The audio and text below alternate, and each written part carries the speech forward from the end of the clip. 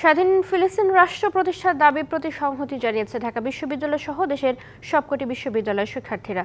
ছাত্রলীগের উদ্যোগে নির্যাতিত ফিলিস্তিনিদের পাশে থাকার প্রত্যয় পদযাত্রা ও দেশি পতাকা উত্তোলন কর্মসূচিতে অংশ নিয়েছেন বাংলাদেশের হাজার হাজার শিক্ষার্থী। এ সময় ফিলিস্তিনিদের প্রতি ইসরায়েলের অমানবিক নির্যাতন, নিপীড়ন, গণহত্যা বন্ধে বিশ্ববাসীর প্রতি আহ্বান জানানো হয়। স্বাধীন রাষ্ট্র ফিলিস্তিনের স্বীকৃতি এবং নিরীহ ফিলিস্তিনিদের নির্যাতনের বিরুদ্ধে বিশ্বব্যাপী শিক্ষার্থী সহ বিভিন্ন শ্রেণী পেশার মানুষ করছে বিক্ষোভ।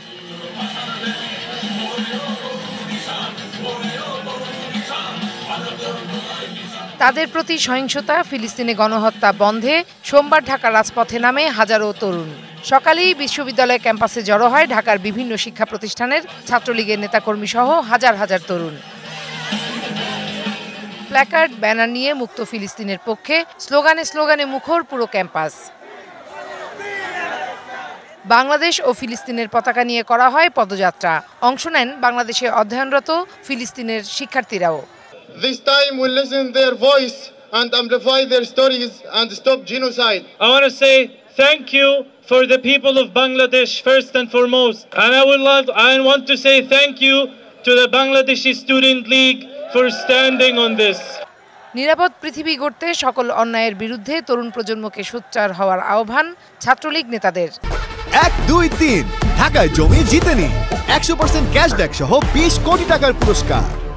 সারা বিশ্বের তরুণরা আমরা একত্রিত হয়ে ঐক্যবদ্ধ হয়ে আমাদের আগামী প্রজন্মের জন্য একটি বাসযোগ্য, একটি বসবাসযোগ্য, একটি সুস্থ, সুন্দর, নিরাপদ পৃথিবী উপহার দিয়ে যায়।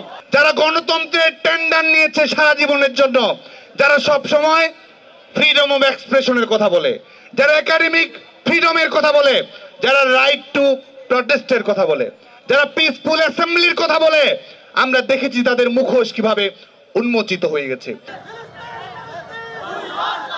ছাত্রলীগের কেন্দ্রীয় ঘোষিত কর্মসূচি নিয়ে রাজপথে সরব ছিল দেশের অন্য বিশ্ববিদ্যালয়ের শিক্ষার্থীরাও। যে সকল বিশ্ববিদ্যালয়ের শিক্ষার্থীরা সারা বিশ্বব্যাপী আন্দোলন করছে, তাদের উপরেও পুলিশি হামলা হচ্ছে, জুলুম নির্বিচার হচ্ছে, তাদের বিরুদ্ধেও আমাদের এই প্রতিবাদ, এই সমাবেশ। ফিলিস্তিনরা যে হত্যাকাণ্ডের শিকার হয়েছে, এই হত্যাকাণ্ড যেন বন্ধ করা হয় এবং ফিলিস্তিনকে যেন এখন স্বাধীন রাষ্ট্র হিসেবে স্বীকৃতি দেওয়া হয়, এটাই আমাদের মূল দাবি। শান্তি কামনা করছি। আমরা ফিলিস্তিন রাষ্ট্রে যে নাগরিকের উপর যে নির্মম অত্যাচার হচ্ছে সেটা আমরা বন্ধ চাই। সংহতি সমাবেশ বা ছাত্রলীগের উদ্যোগে একযোগে পদযাত্রা হয়েছে চট্টগ্রাম, রংপুর, ময়মনসিংহ, রাজশাহী সহ দেশের সবকটি বিশ্ববিদ্যালয়ে।